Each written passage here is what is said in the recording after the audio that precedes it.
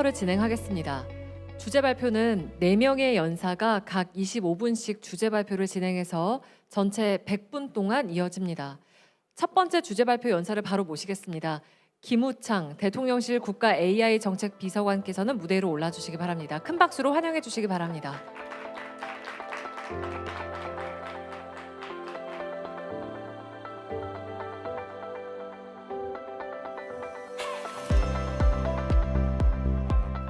목소리 나오나요? 제 목소리 들리세요? 예, 안녕하세요. 대통령실 국가 AI 정책 비서관 김우창입니다. 인사드리겠습니다.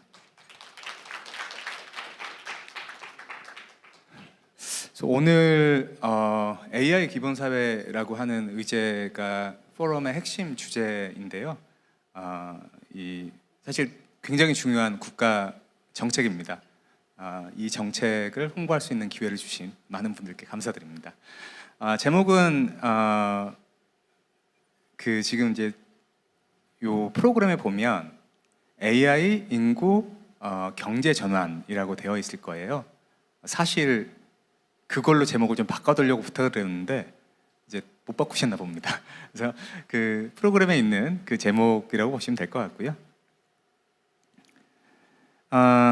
제 앞에 연사분도 말씀을 주셨지만 대한민국이 가지고 있는 여러 가지 문제들을 인구 얘기를 빼놓고 시작하는 건 좀 이상한 것 같습니다.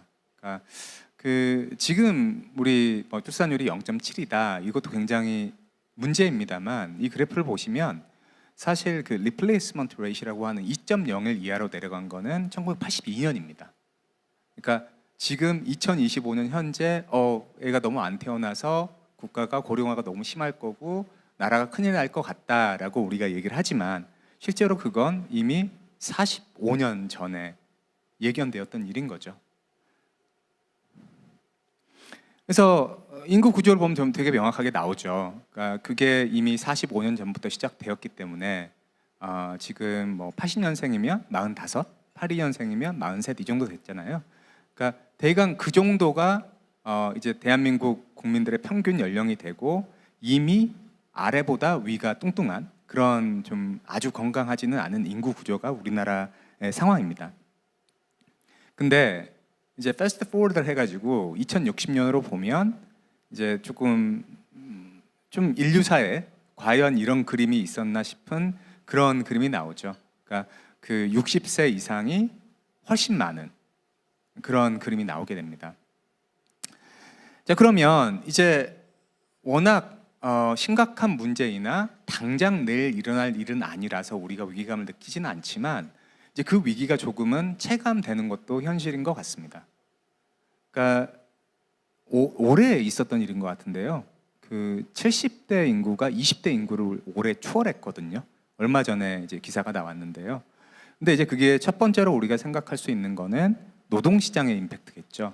그러니까 제조업, 우리나라를 떠받치고 있는 뼈대가 되는 그런 산업인데 제조업 취업자의 요 추이를 보면 60세 이상이 점점 많아지고 있는 그런 그림입니다. 근데 이거를 약간 뒤집어서 보면 실제로 이제 저는 여기 오기 전까지 카이스트 교수였는데요. 그러니까 지방의 공단에 약간 중소기업을 가보면 거기에는 일하실 수 있는 분이 없으세요. 그러니까 제조업이라고 하는 게 꼭 엔지니어 분들의 약간 손맛 같은 게 필요한 게 있거든요. 근데 이분들이 은퇴하시기 전에 젊은 세대가 들어와서 그 기술을 좀 받아줘야 되는데 그런 분들이 없으니까 은퇴를 못 하시는 거예요. 역설적으로.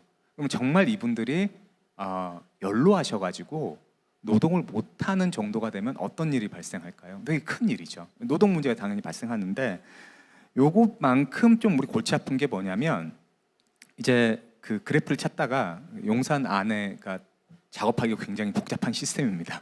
그래서 그래프를 찾다가 표를 그냥 맞춰왔는데요. 숫자 글자가 좀 작습니다만은 지금 이제 2025년에 노후 부양비, 그러니까 생산 가능 인구 대비 노인의 비율을 의미하거든요. 이제 우리나라가 30입니다. 그러니까 초고령화 사회가 된 건데 제 기억이 맞다면 불과 한 10년 전에 20이 안 됐어요. 시간을 쭉 앞으로 가서 저 그래프 오른쪽쯤에 있는 2060년을 보면요, 90쯤 됩니다. 이제 안 보여가지고 그죠? 90쯤 되죠. 그리고 2070년이 되면 100을 넘깁니다. 자, 그러면 그러니까 우리가 생산 활동을 하기 위한 노동력이 없는 것도 문제지만 이런 문제가 발생하겠죠. 그 얼마 안 되는 젊은이들이 있고 또 노동력을 상실한 우리 누구나 늙을 테고 연로하게 되면 노동력을 상실하잖아요. 노동력을 상실한 그 집단이 아마 제가 아주 늙었을 때 얘기가 될 것 같은데, 그러니까 제가 아주 이제 할아버지가 돼버리면 부양받아야 되는 노인의 수하고 생산 활동을 할 수 있는 젊은 세대의 수하고 역전되는 현상이 발생한다는 겁니다. 그럼 필연적으로 젊은 세대가 노후 세대를 부양한다라고 하는 그런 프린시플에 의해서 디자인된 국민연금은 지속 불가능하겠죠. 같은 맥락에서 이게 노후 소득 보장 문제가 발생하고요.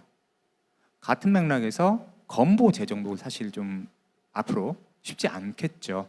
그러니까 우리가 이제 그래서 은퇴한 다음이 되면 소득이 줄어드니까 조금 냅니다. 근데 생애 전 주기를 보면 너무나 당연하게 나이가 들수록 의료비가 많이 발생하지 않습니까? 그러면 국가 전체의 인구 구조가 낙화되게 되면 건보 재정도 문제겠죠. 근데 그 대한민국 정부의 재정이 700조 정도거든요. 근데 그중에 복지 예산이 3분의 1입니다. 그 3분의 1 중에 절대적으로 큰 부분이 국민연금 지급해가고 그다음에 건보 재정입니다. 그러니까 그게 이제 굉장히 커진다는 거죠. 세금 낼 사람은 없어지는데. 그러니까 이게 지금 조금 생각을 해보시면 출산율을 올려야 된다라고 하는 거는 당위인 것 같습니다.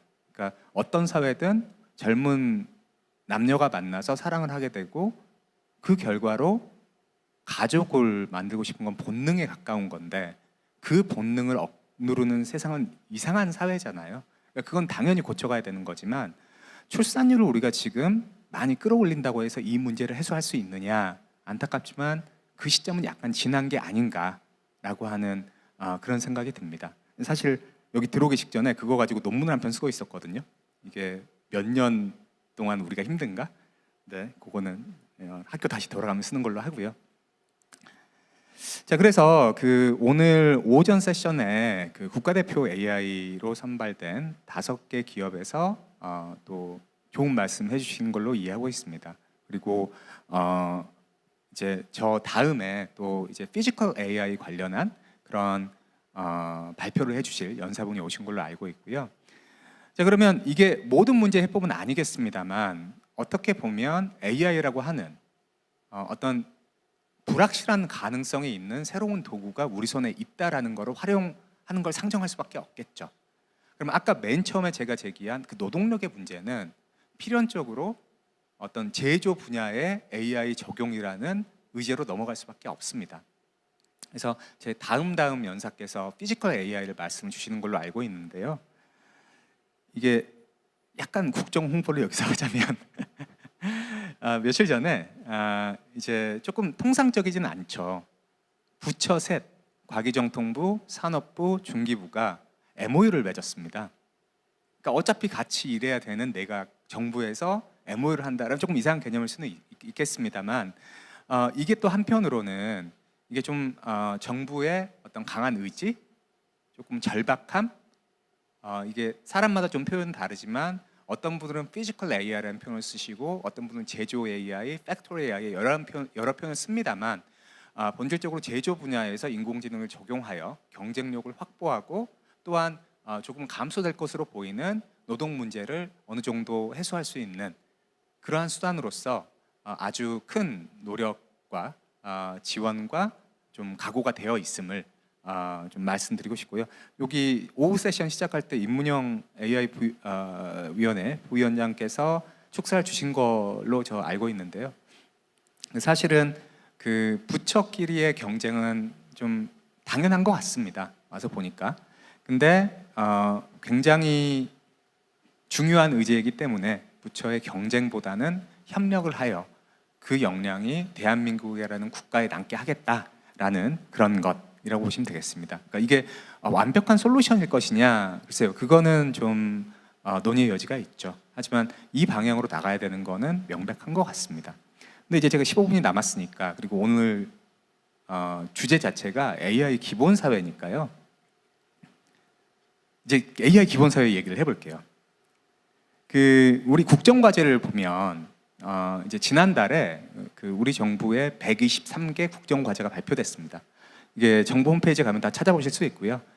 거기 23번을 보면 AI 기본 사회라는 게 이번 정부의 국정과제에 잘 설정되어 있습니다. 그러니까 정리가 되어 있는 거죠. 그래서 요거를 좀 읽어보고 싶은데요. 과제 목표는 AI 기술로 모든 국민의 기본권이 적극적으로 보장받는 그것이 AI 기본 사회라고 정의를 하고 있습니다. 우리 국정 과제에서는. 그러니까 이제 기본권이라고 하면 예를 들면 이런 겁니다. 아프면 병원을 가잖아요.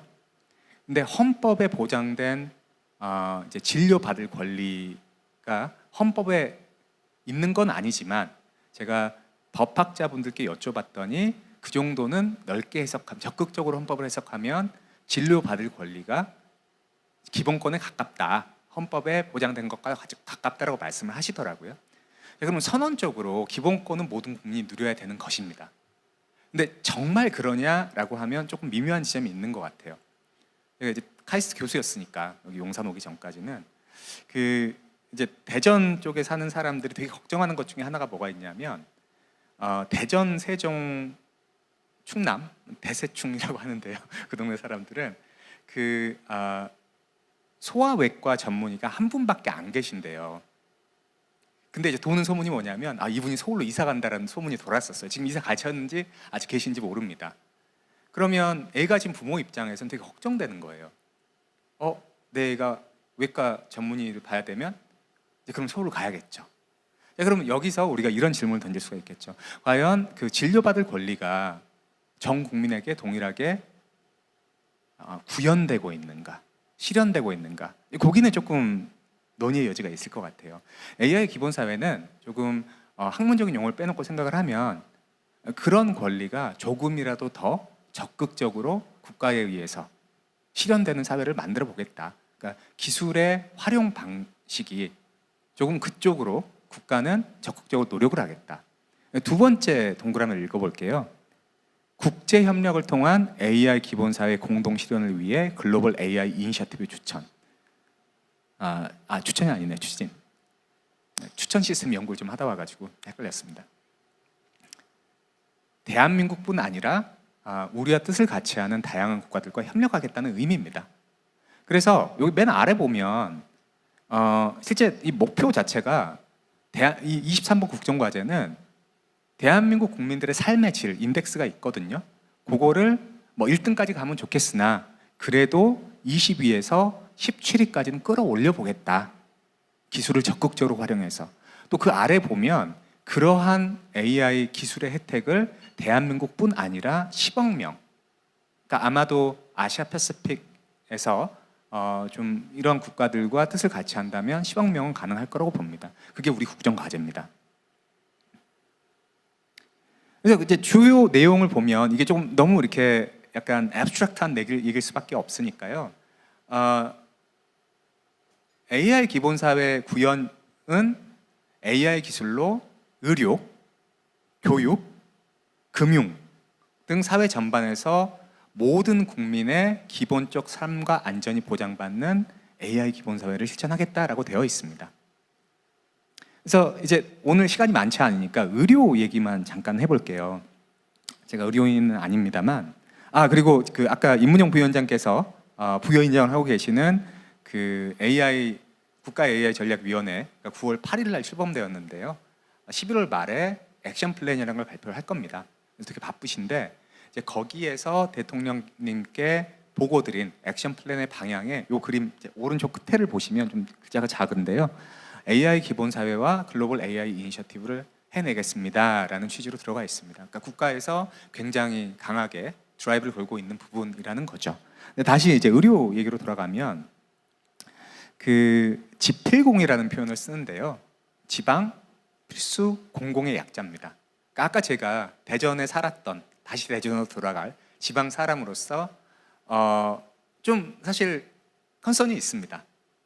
그러니까 뭐 야 우리는 정말 응급실도 못 가는 거 아니냐라는 그런 공감대도 조금은 있고요. 자, 그거를 해소하기 위한 다양한 걸 해야겠죠. 너무나 당연하게 기본권이고 누구나 아프면 진료를 받아야 되니까요. 근데 이제 그게 여러 가지 정책 방향 중에서 자, AI라는 어떤 새로운 도구가 우리 손에 들어왔습니다. 이걸 엄청 큰 돈을 버는데 쓸 수도 있을 거고요. 그리고 이걸 국가 차원에서 어떤 보편적인 의료 체계를 개선하기 위해 쓸 수도 있을 거예요. 근데 가만히 생각해 보시면 순수하게 기술적으로 보면 내가 AI 기술로 오픈 AI보다 뛰어난 기술을 만들어서 돈을 벌겠다 그러면 되게 어려운 일이에요. 여기에 지금 이제 이 분야의 인프라에 투자된 돈의 규모를 따지면 막 100조도 큰 돈으로 안 느껴지잖아요. 근데 얼마나 큰 돈입니까, 100조가. 근데 AI 기술로 지필공을 할 수 있는 범위 안에서 강화해서 한 분이라도 조금 덜 아프게 만들겠다라고 하는 건 현재 있는 기술로도 충분히 가능한 영역이 있습니다. 근데 다만 여기에서 어려움은 기술적인 어려움보다는 이게 사회 제도에 있는 거기 때문에 그게 어려운 거죠. 그러니까 사회적인 합의가 필요한 겁니다. 법이 바뀌어야 되고, 법이 바뀌려면 국민들의 인식이 바뀌어야 되고, 그리고 동시에 정부의 의지가 있어야겠죠. AI 기본 사회는 그런 겁니다. 자, 근데 요거를 해내려면 또 가만히 생각해 보시면 몇 가지가 좀 필요합니다. 첫 번째, 돈이 필요해요. 그래서 이거를 산업적으로 생각할 수밖에 없는데 지금 이제까지 저는 되게 공공선에 가까운 얘기만 했습니다. 용산의 직원으로서 국가는 당연히 해야 되는 것을 하겠다라고 말씀드린 정도거든요.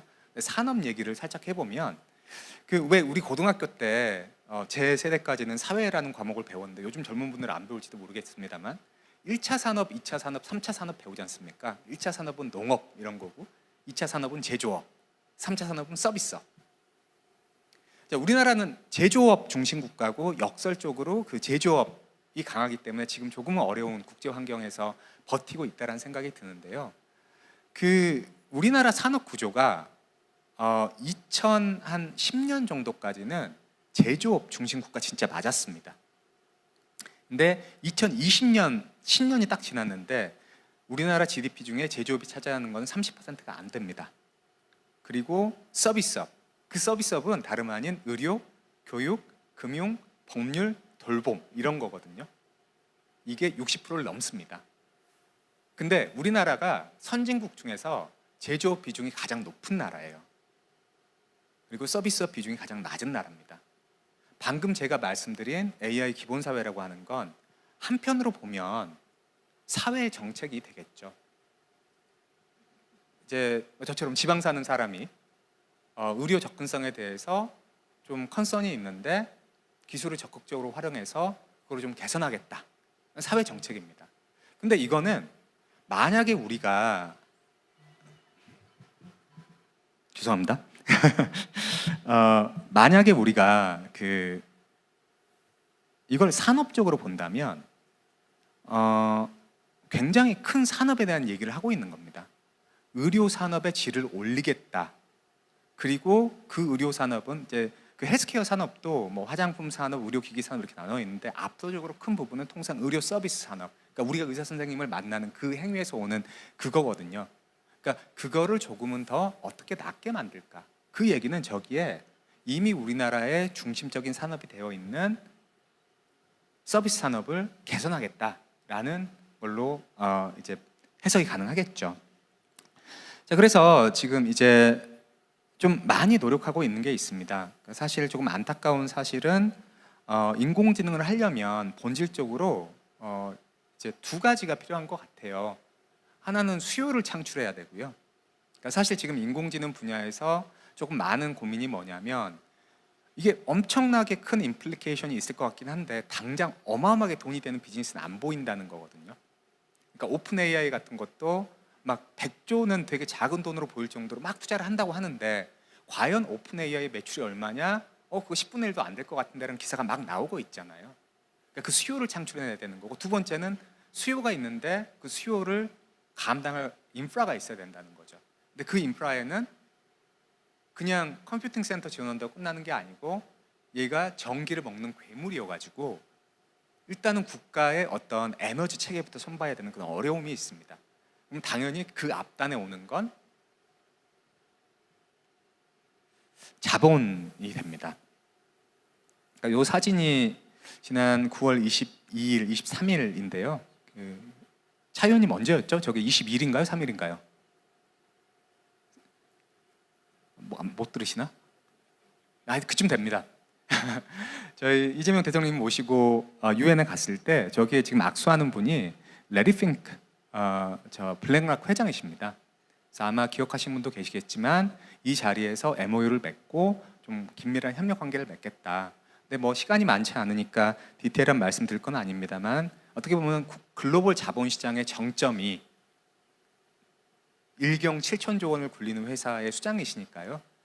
레리 핑크 회장께서 직접 저희 대통령께서 머무시는 호텔에 오셔서, 저는 참고로 이 사진 여기에 있었거든요. 오셔가지고 좀 강력한 그런 협력의 메시지를 보이시는 거는 대한민국이라는 국가의 AI 전략에 의미가 있는 거죠. 그리고 또 다른 사진 하나인데요. 10월 1일 날 있었던 일인데 좀 사진이 작은데 여기 오른쪽에 계신 분이 우리 대통령이시고 왼쪽에 샘 알트만 오픈 AI CEO시고 이재용 회장님, 최태원 회장님. 이 사진에서 저는 여기에 있었습니다. 이 자리에서도 또 강한 협력의 얘기를 하셨죠. 그러니까 개념적으로 보면 AI 기술의 정점에 있는 회사가 오픈 AI라고 봐도 되는 것 같거든요. 자, 그러면 사실 정말로 이제 학자로서 한 2020년, 21년 이때까지는 우리가 좀 잘했던 것 같은데 조금 아쉬운 게 있었습니다. 그러니까 제가 용산은 6월 달에 들어왔는데요. 3월 달에 학회를 하나 갔어요. AI 쪽을 연구하는 학자들은 통상적으로 얘기하는 학술지 저널에 내지 않고 AI 컨퍼런스를 냅니다. 논문을. 컨퍼런스가 부동의 탑 3가 ICML, iClear, 뉴립스 이렇게 3개가 있는데 거기 바로 아래급으로 트리플 AI가 있거든요. 되게 좋은 데입니다. 되게 어려운데요. 근데 여기에는 논문을 사람들이 막 수천 편, 수만 편을 내고 그 중에 이제 발표되는 논문도 수천 편인 거예요. 그러니까 물리적으로 구두 발표를 다 시킬 수가 없잖아요. 그래서 되게 좋은 상위 1%, 2% 이런 논문만 뽑아서 구두 발표에 영광을 줍니다. 그게 600편이었고 감사하게도 제 논문도 돼가지고 필라델피아에 구두 발표를 갔는데 너무 이제 중국계 학자의 발표가 많은 거예요. 그래서 한국에 돌아와가지고 구두 발표 600편의 저자의 리스트를 쭉 봤습니다. 거기서 한국계 학자로 추정되는 이름의 저자가 쓴 논문의 수는 600편 중에 17편이었습니다. 그러니까 대강 뭐 6, 38, 3%? 좀 안 되는? 나쁘지 않죠. 중국 이름 뻔히 보면 알잖아요. 중국 학자가 쓸 걸로 추정되는 논문의 수는 몇 편이었을까요? 445편이었습니다. 그러니까 현재 미국이 중국에 앞서고 있는 것 같아요. 근데 그 다음 제너레이션, 그러니까 제 제자들이 본격적으로 활약하는 그 무대에 대해서는 기술적으로는 굉장히 강력한 그런 영향을 가지고 있다는 거고, 그러면 이제 이 질문을 던져야 돼요. 우리는 이 틈바구니에서 어떻게 살아남아야 되는가? 그래서 1분 남았으니까, 그래서 이제 결국은 이겁니다. 아까 AI 분야에서 가장 큰 고민이 비즈니스 모델을 찾기가 좀 어렵다. 다만 지금 이렇게 거의 무제한의 자본이 투입되는 경쟁이 전 세계적으로 일어나는 거는 본질적으로 미국과 중국의 패권 경쟁이기도 하겠으나, 한 발만 더 나가면 인공지능이 정말로 세상의 전환이라는 걸 불러온다면 그 다음에 올 신세계의 지배자가 될 수 있지 않을까라는 고민 때문이거든요. 그러면 우리가 AI 원천 기술을 열심히 할 겁니다. 아까 말씀드린 제조도 마찬가지고요. 근데 사회 전환이라는 거를 아까 말씀드린 취지로 국민들이 평범한 사람들이 조금 더 평범하게 사는 것, 조금 더 덜 아프고 조금 덜 억울하고 조금 더 뭐 내가 지방에 산다고 교육 격차 없고 이런 거. 그 되게 어려운 일이거든요. 근데 만약에 우리가 전환 개혁을 해낼 수 있다면 기술적으로는 사실 그렇게 어려운 일은 아닙니다. 진짜 어려운 거는 이게 사회적으로 합의가 돼야 된다는 거고, 그러면 그런 사회 전환의 주체는 아무래도 국가가 될 수밖에 없겠죠. 그리고 그게 국가가 의지를 가지고 뭔가를 해야 되고, 조금 다행인 거는 이러한 방향으로 좀 의지를 가지고 있는 건 전 세계에서 대한민국하고 중국밖에 없는 것 같은데요. 잘 해보면 될 것 같고, 결과적으로 마지막으로 드리고 싶은 말씀은 만약에 우리가 AI 기본 사회, 그러니까 조금 더 평범한 사람들이 평범하게 사는, 근데 그게 굉장히 큰 산업이라는 거죠. 근데 우리의 서비스업, 3차 산업은 조금은 안타깝지만 내수 산업입니다. 제조업은 수출 산업이지만, 만약에 우리가 세계에서 가장 멋지고 좋은 전환이라는 걸 이뤄내고 그거를 세상에 뿌리낼 수 있다고 한다면 3차 산업이 금융, 의료, 교육, 돌봄 이러한 3차 산업이 수출 산업이 될 여지가 있겠죠. 그건 그래서 이게 산업 정책이 되는 겁니다. 자, 그래서 마지막 슬라이드입니다. 시간이 이미 제가 1분 넘겨버렸는데요. 그래서 결국은 시작은 인구에서 했지만 대한민국이 가장 빨리 지금 저출산 고령화를 겪고 있잖아요. 근데 이거를 위기로 볼 수도 있는데, 만약에 우리가 이 문제를 멋지게 해소한다면 이 문제는 전 세계 어디나 지금 공통으로 일어나고 있는 일이니 우리가 벤치마크가 될 수 있는 거거든요. 그래서 그러한 관점에서 지금 AI 기본 사회의 비전하고 그다음에 이게 사회 정책을 넘어서는 어떤 산업 정책과 연관이 된다는 그런 말씀으로 발표를 마치도록 하겠습니다. 그래서 아까 블랙락에서 만난 자리에서 레리 핑크 회장께서 대한민국은 아시아의 AI 수도가 되어야 한다라는 취지로 말씀을 주셨는데요. 열심히 만들어 보겠습니다. 감사합니다. 네, 김우창 비서관의 첫 번째 주제 발표였습니다. 바로 이어서 이재원 NXN랩스 대표의 주제 발표가 있겠습니다. 무대 위로 올라와 주시기 바랍니다. 큰 박수로 환영해 주시면 감사하겠습니다.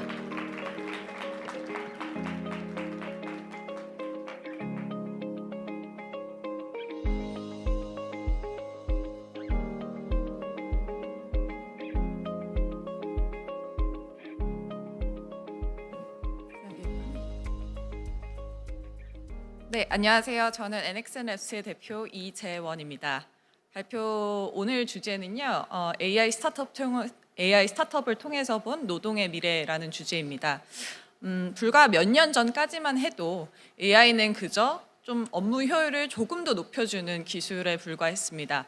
하지만 지금은 다릅니다.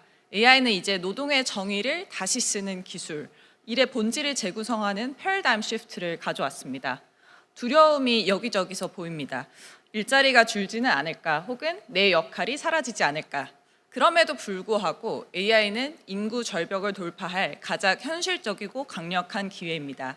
그리고 저는 스타트업의 대표로서 이것을 현장에서 매일 체감하고 있습니다. 지금 우리가 질문해야 할 것은 AI가 우리를 어디로 데려갈 것이냐가 아니라 우리가 어떤 사회, 어떤 노동을 원하느냐를 정의하는 것입니다.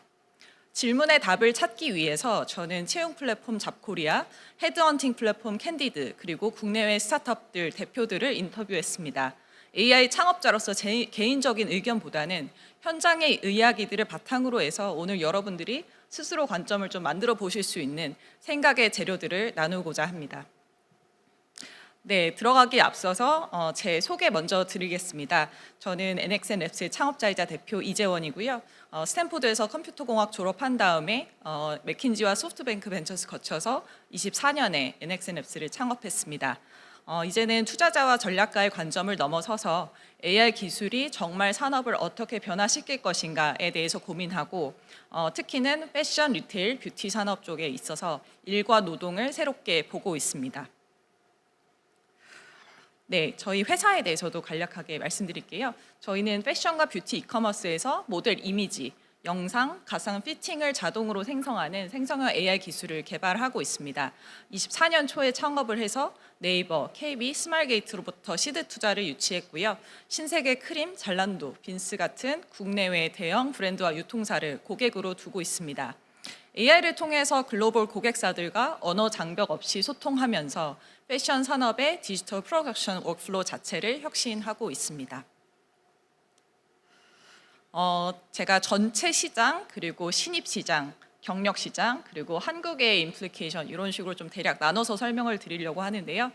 제가 이 노동시장 전체를 본 뷰에 대해서 한번 설명드려 보겠습니다. 제 느낌은 AI가 고용의 효율성을 재정의한다가 가장 컸던 맥락인 것 같습니다. 즉 인력 시장의 체질 개선이 이루어지고 있다. 채용 실패율이 줄고 조직은 작지만 더욱 강해진다가 제 감상이었는데요. 이제 기업은 얼마나 많이 뽑느냐보다 가장 잘 맞는 한 사람을 어떻게 찾을 것인가를 고민하고 있습니다. 글로벌 기업의 68%가 AI 채용 툴을 도입했고요. AI 직무를 분석하고 고성과자의 패턴을 학습해서 정말 우리 팀에 맞는 한 사람을 예측합니다. 그 결과 채용 효율은 30% 향상, 채용 미스는 23% 줄어들었습니다. Fortune 500의 60%는 사내 AI 시스템으로 직무별 인재상을 자동 생성해내고 있습니다. 헤드카운트가 아니라 이제는 정말 잘 맞는 한 명을 찾는 것이 기준이 됐습니다. 저희 팀도 마찬가지입니다. 저희는 10명 내외의 팀인데요. 20개 이상의 글로벌 브랜드를 담당해내고 있습니다. AI 덕분에 규모보다 적합성이 더 중요해진 시대가 된 것이죠. 아까 김우창 비서관님 말씀 주셨지만 한국은 인구가 급격히 줄고 있습니다. 하지만 여전히 일단 뽑는 구조에 머물러 있는데요. 이제는 적은 인원으로 효율을 극대화하는 구조적 전환이 필요합니다. AI 채용은 단순 효율이 아니라 노동 정책의 인프라입니다. 다음은 신입시장입니다. 학위보다 역량, 그러나 문턱은 더욱 높아졌다. 신입 채용은 대규모 공채 중심에서 빠르게 즉시 전력형 소수 정예 구조로 바뀌고 있습니다. 일례로 미국 대기업은 절반 이상이 학사 요건을 폐지했습니다. 아마존은 올 여름에 18,000명의 대학생 인턴을 뽑아서 AI 교육 후에 바로 현장에 투입했는데요. 결과는 정규직의 생산성 격차가 거의 없었습니다. 그만큼 인턴이어도 AI 교육을 통해서 빠르게 그 경력 격차를 해소할 수 있다는 것이지요. 학력의 실용성과 경제성을 따지다 보니 산호세 주립대에서는 신입생이 1년 사이에 8%가 증가했습니다. 이는 168년 역사 이래 최대치라고 합니다. 국내도 마찬가지입니다. 대기업 신입 공채가 줄어들고 중견기업들의 신입 채용은 올해 급감했습니다.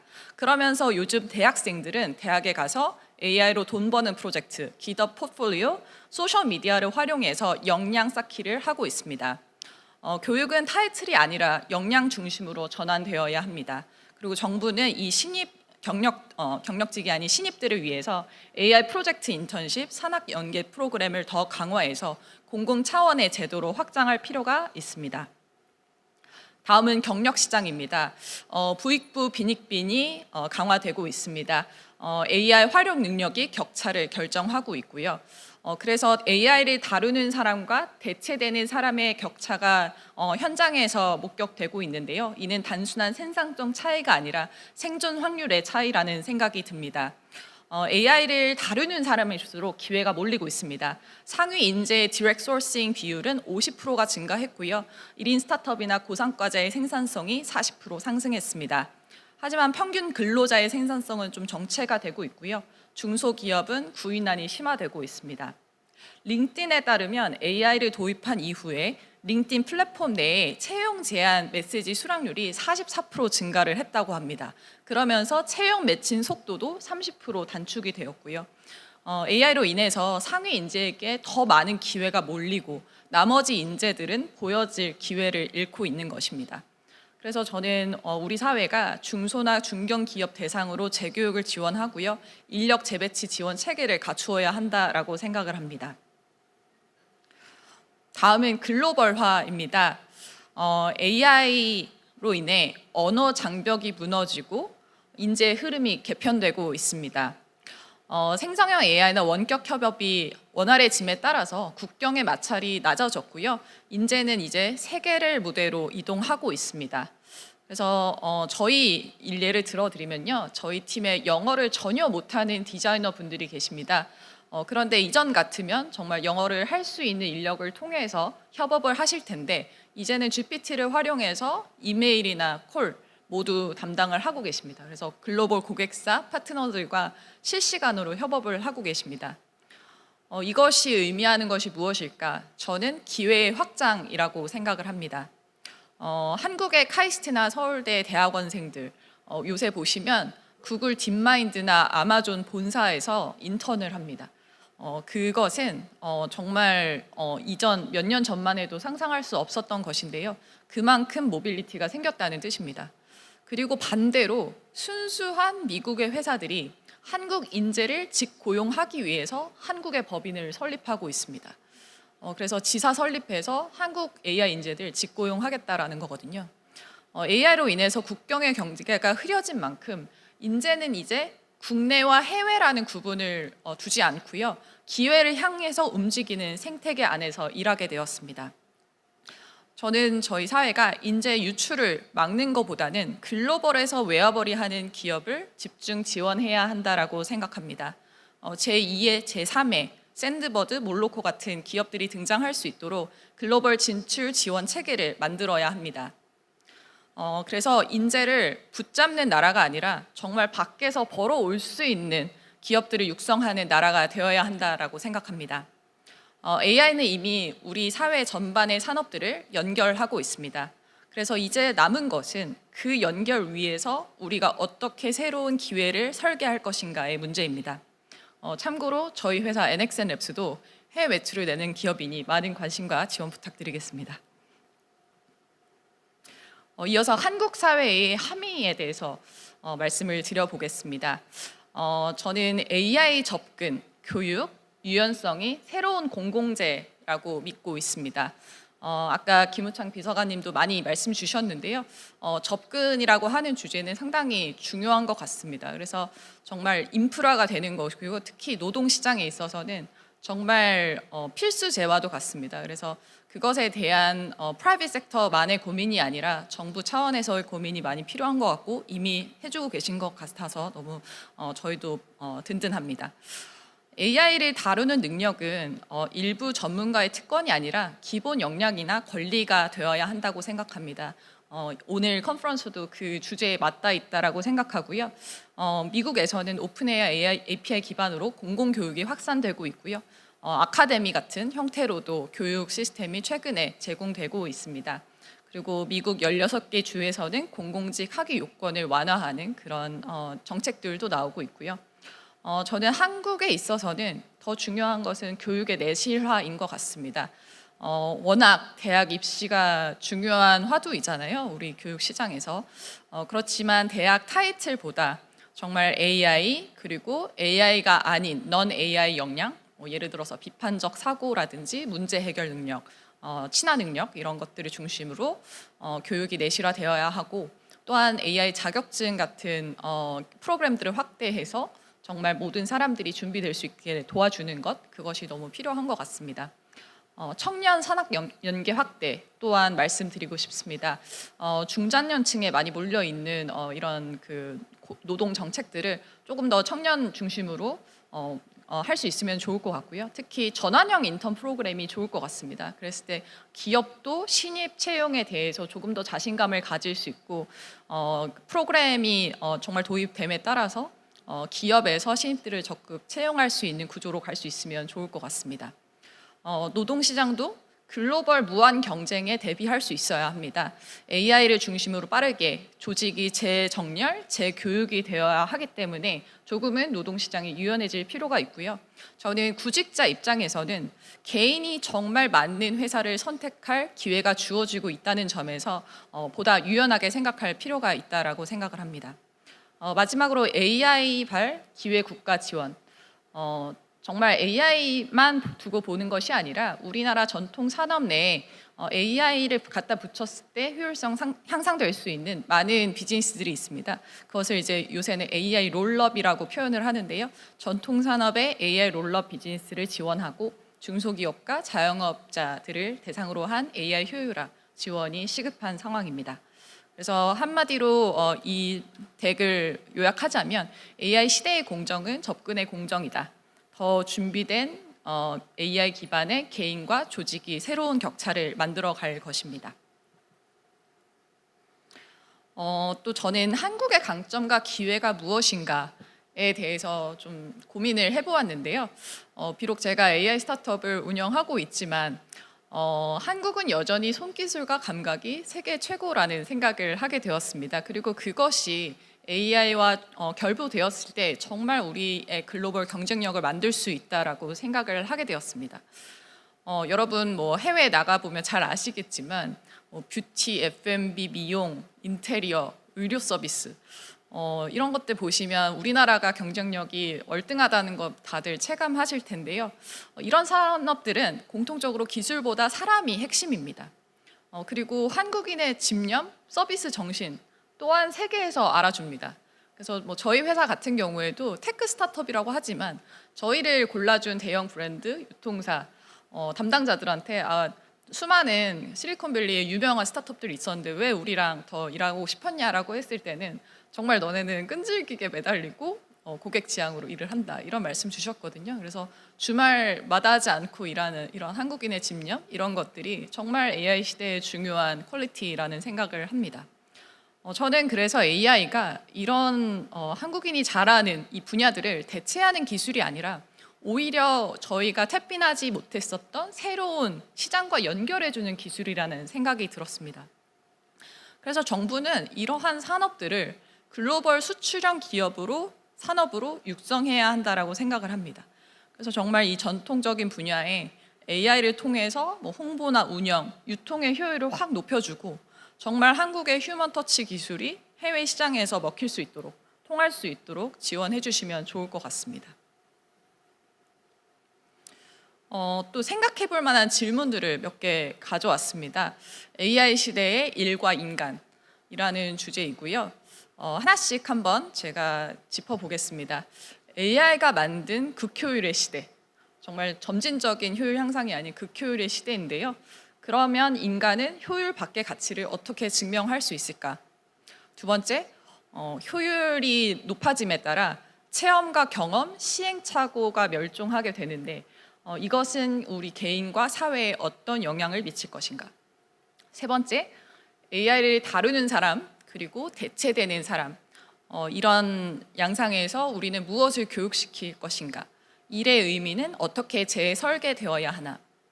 네 번째, 한국 인재와 기업의 유출 우리의 리텐션, 재유인 전략은 어떻게 가져가야 할 것인가?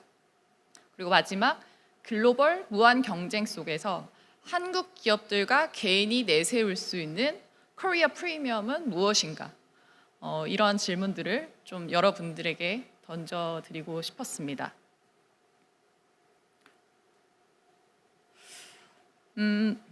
이 발표를 마치기에 앞서서 저는 결국 AI가 사람을 대체하는 기술이 아니라 사람과 일 그리고 사회의 관계를 다시 설계하는 계기를 제공한다라는 생각이 들었습니다. 그래서 저희가 해야 할 일은 단순히 AI를 두려워하는 것보다는 AI를 통해서 정말 인간다움 그리고 한국다움이 무엇인지를 성찰하고 더 깊게 사회에서 증명하는 일이라고 생각을 합니다. 들어주셔서 감사합니다.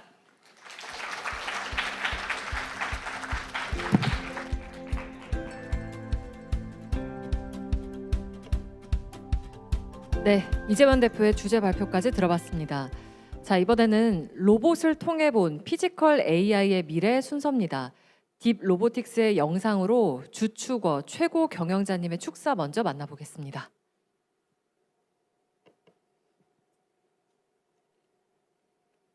Dear Mr. Deng Jinbei, dear colleagues and friends, I'm Du Qiuguo from Deep Robotics. Thank you very much for inviting Deep Robotics to Tomorrow Forum. Deep Robotics, as a pioneers in embodied AI 딥 and 로보틱스를 application 초청해 of 주셔서 robotics, 진심으로 is committed 감사드립니다. to 저희는 로보틱스의 empowering 인공지능을 different kinds 구현한 of 분야의 cooperation with 선구자로서 partners 전 세계 globally. 파트너들과의 South 다양한 Korea 협력 plays an 방안을 important 적극적으로 role in 모색하고 our 있습니다. overseas chantage.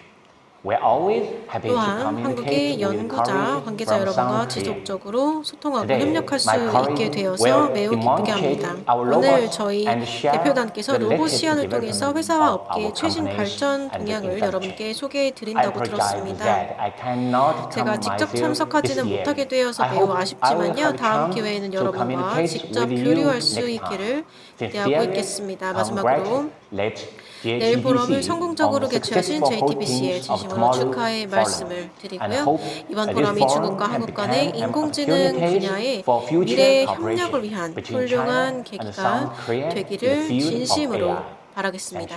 감사합니다. 네, 고맙습니다. 자, 그러면 바로 수잔나 로 딥 로보틱스 이사님을 무대로 모시겠습니다. 박수로 환영해 주시기 바랍니다.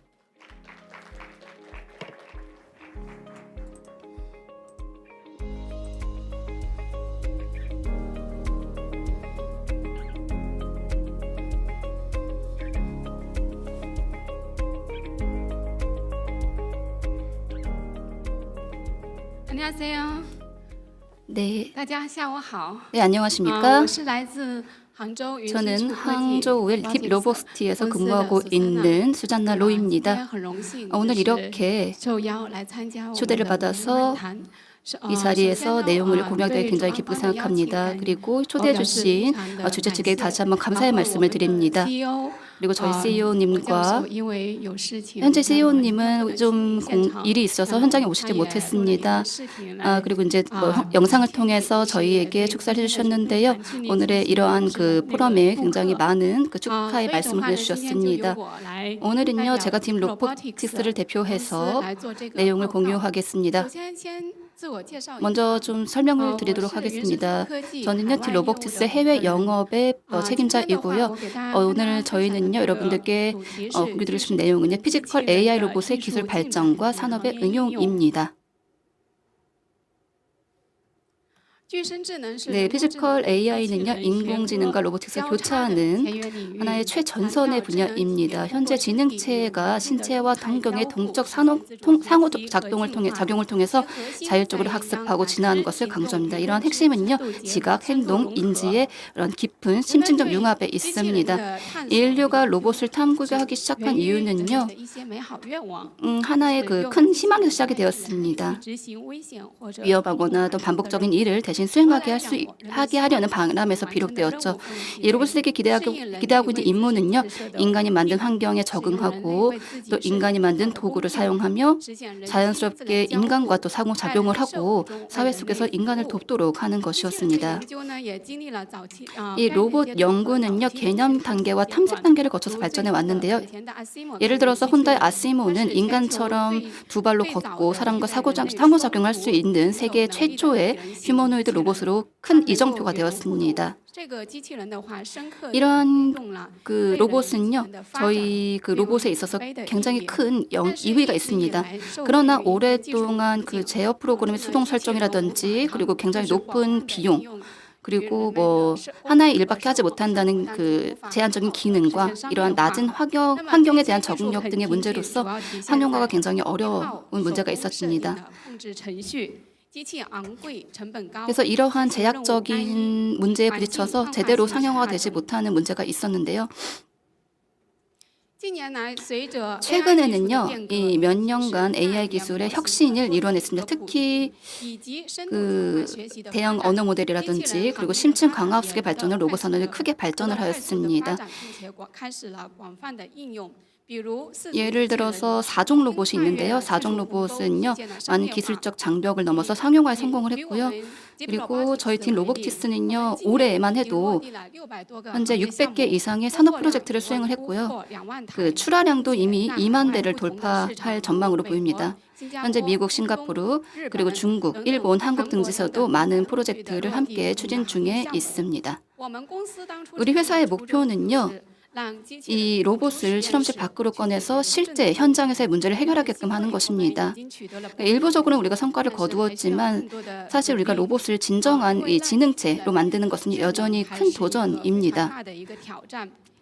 우리가 그 과정에서는 그 환경을 이해하거나 지능형 상호작용을 하게 한다거나 인지 추론 그리고 계획 실행과 같은 이러한 문제를 모두 해결해야만 합니다.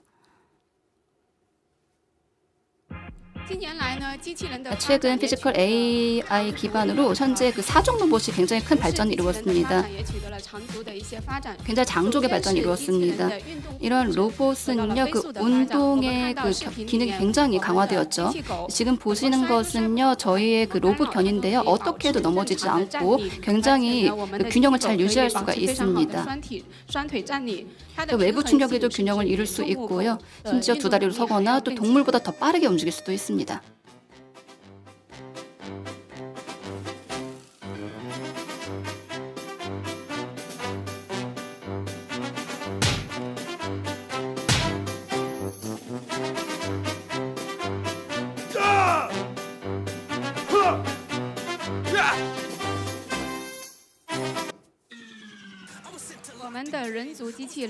지금 보시는 거는요, 그 저희의 이러한 그 기보들은요, 뭐 눈 설원에서도 저희가 뭐 백플립을 할 수도 있고 계속해서 서 있을 수도 있고요, 그리고 춤을 출 수도 있습니다.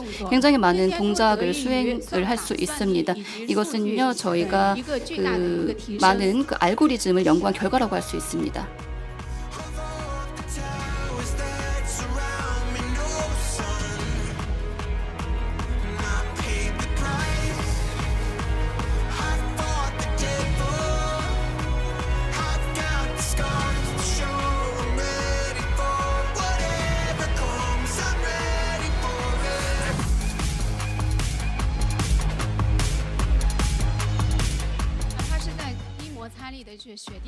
지금 보면요, 저희 설원에서 움직이고 있는 뭐 로봇의 지금 풍경을 보실 수 있고요.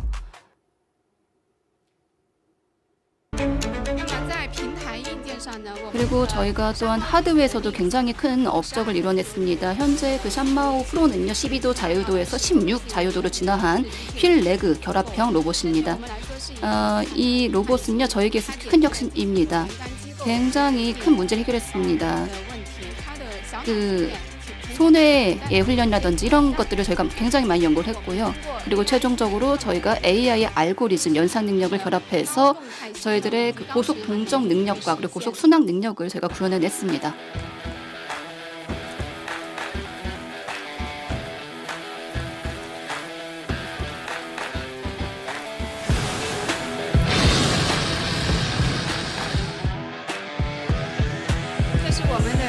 지금 보시는 것은요, 저희가 그 전력 설비를 지금 점검하고 있는 모습입니다.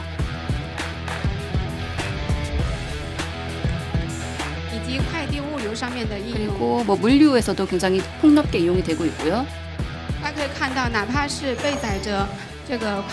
우리가 뭐 퀵서비스나 그리고 퀵서비스 같은 분야에서 저희가 사람을 대체할 수 있는 제품이 되었습니다. 그리고 방수 기능도 지금 탑재되어 있습니다. 현재 그 휴머노이드 로봇도 굉장히 큰 성과를 거두었는데요.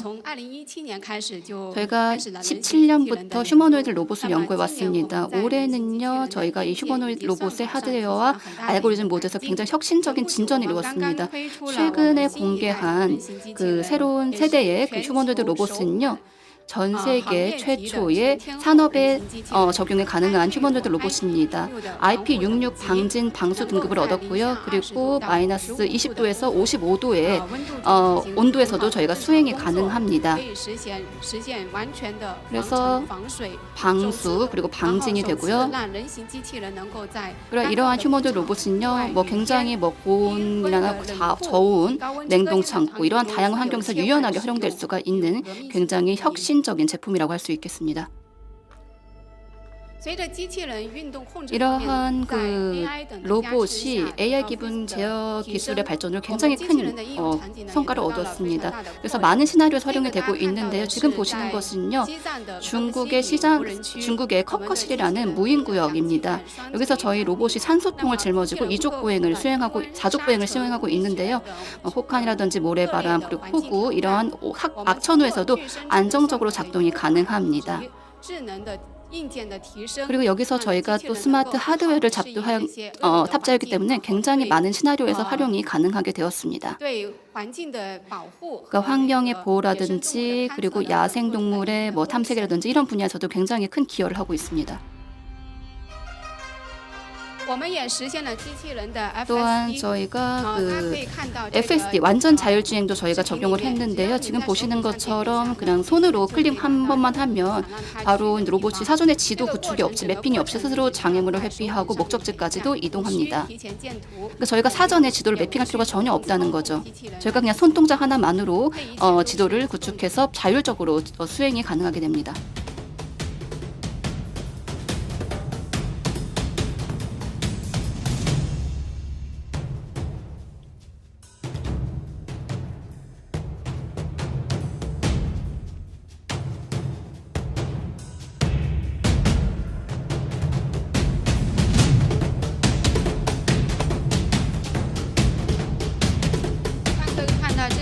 지금 보시는 이런 모든 과정이요, 자율적으로 지금 수행하고 있는 모습입니다. 스스로 장애물을 회피하게 되는 구조이죠. 그리고 현재 우리가 9월 말에는요, 저희가 그러니까 비전 언어 융합의 피지컬 AI 내비게이션 시스템인 DVLA 1.0을 실시했습니다. 이는요, 개방 어휘와 대형 언어 모델을 결합한 것으로 우리가 그 도어투도어의 실시간 내비게이션과 또 움직이는 장애물을 모두 피해갈 수 있게끔 지금 설계가 되었습니다. 그래서 이제 피지컬 AI 로봇을 시연용에서 현재는 실용 단계로 이끌게 되는 굉장히 큰 이정표라고 할 수 있겠습니다.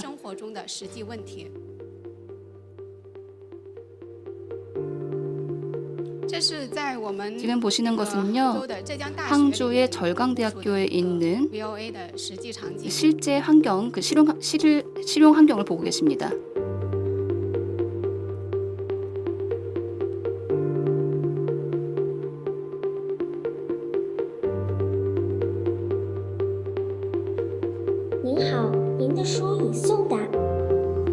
물품이 도착하였습니다. 지금 보시는 것처럼 로봇에 대한 큰 이해가 없더라도 저희가 굉장히 손쉽게 이러한 로봇견을 활용할 수가 있게 되었습니다. 그 생활에 굉장히 편리하게 사용할 수 있게 되었죠. 그래서 현재 우리는 이것이 바로 우리가 계속해서 노력해온 연구의 결과입니다.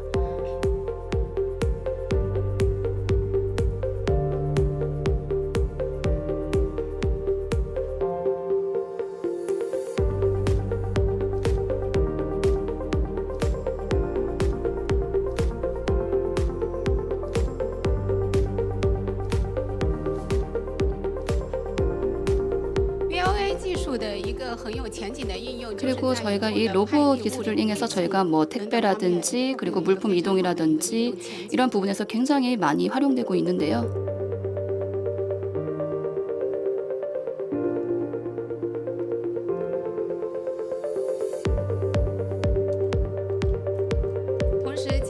동시에 저희가 사족 보행 이 로봇은요, 운동 제어 능력이 굉장히 뛰어납니다. 그래서 택배나 이런 물품의 운반이라든지 이러한 작업을 모두 수행할 수 있게 되었습니다.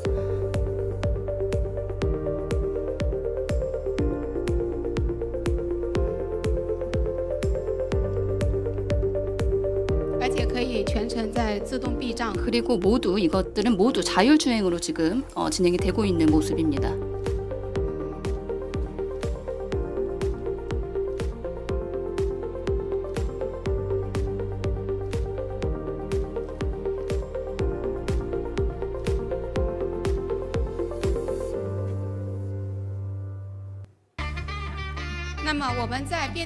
그리고 변전소나 이러한 산업 현장에서도 4종 로봇에서 저희가 레벨 4의 자율주행을 실현했는데요. 그러니까 로봇이요, 데이터를 자동으로 수집하고 또 기계의 고장을 스스로 진단할 수 있습니다. 그리고 고장 없이 1000시간 이상 운행을 할 수가 있습니다.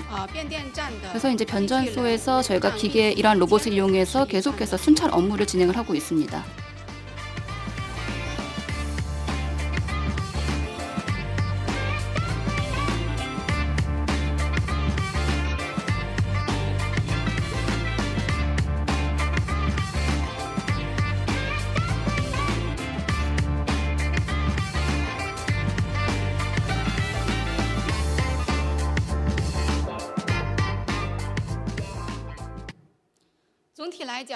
전체적으로 말씀을 드리면 이 저희의 이러한 기술은요, 운동 제어 능력도 있고요, 그리고 환경 인식, 내비게이션, 그리고 지능형 상호작용이 저희 로봇의 핵심 기술입니다.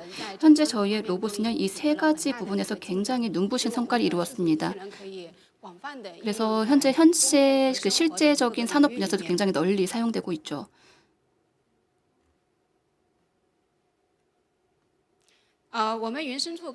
저희 팀 로보틱스는요, 중국에서 이 핵심 기술 연구를 가장 먼저 시작한 기업 중에 하나입니다. 현재는요, 저희가 장기적으로 이러한 그 연구에 매진을 하고 있고요. 현재는 많은 분야에서 예를 들어서 전력, 산업, 에너지, 공공안전, 응급 구조라든지 교육 분야 등 다양한 분야에서 제품을 공급하고 있습니다. 그리고 작년에는요, 저희가 그 중국 4종 로봇의 첫 해외 진출을 실현했고요. 그리고 중국 외교부에서도 큰 찬사를 받은 바 있습니다. 지금 보시는 것은요, 저희 제품의 라인업입니다. 저희 제품은요, 휴머노이드 로봇, 그리고 4종 로봇, 그리고 핵심 부품, 그리고 뭐 모델 같은 것들이 있습니다. 현재 그 일본 로봇들을 만들기 위한 많은 부품도 제가 연구를 하고 있고요. 그 산업 전반에서 저희가 이러한 그 로봇을 공급하고 있습니다.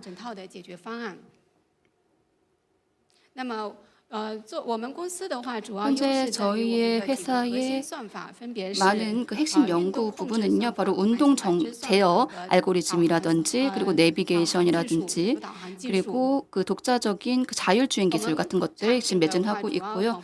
저희의 제품은요, 현재 전력이라든지 산업, 그리고 에너지, 공공안전, 응급이라든지 교육 연구 등 다양한 분야에서 사용이 되고 있습니다. 현재 600여 개의 산업에 응용이 되고 있습니다. 현재 중국에서 80% 이상의 점유율을 보유하고 있습니다. 특히 현재 중국의 로봇 시장, 전체적인 로봇 시장 굉장히 밝습니다. 만약에 제품의 이러한 설계나 기술 비용이라든지 이러한 것들 수용도 이런 것들을 해결할 수 있다면요, 앞으로 35년까지의 휴머노이드 로봇 시장의 규모가 1,520억 달러에 이를 것이라고 전망을 하고 있습니다. 이는요, 전기차 시장과 비슷한 규모인데요. 또한 또 지능형 로봇의 수가 앞으로 인류의 수를 넘어서 100억 대 이상에 달할 것이라는 예측도 나오고 있습니다. 이렇게 되면 전체적인 시장 규모가 굉장히 큰 수준으로 발전하게 됩니다. 여전히 우리가 많은 기술적 문제가 있긴 합니다. 업계에서는요, 휴머노이드 로봇의 상용화까지는 앞으로 최소 3에서 5년의 시간이 필요하다고 보고 있습니다. 4종 로봇은 이미 상용화 단계에 들어섰긴 하지만 여전히 해결할 많은 문제가 남아 있습니다. 그리고 저희 팀 로보틱스는요, 피지컬 AI 산업의 응용의 선도기업으로서 국내외에 굉장히 개방적이고 또 포용적인 생태계를 구축하고 현재 많은 파트너들과 협력해서 더 많은 응용 시나리오를 탐색하고 또 많은 산업의 발전을 이끌어서 또 인류의 실질적인 산업에 그리고 분야에 많은 도움을 줄 수 있도록 하는 것이 저희가 목표입니다. 감사합니다. 네, 수잔나로 이사의 주제 발표까지 들어봤습니다. 자, 마지막으로 박성필 카이스트 문술 미래 전략대학원 교수의 주제 발표가 있겠습니다. 큰 박수로 무대로 모시겠습니다.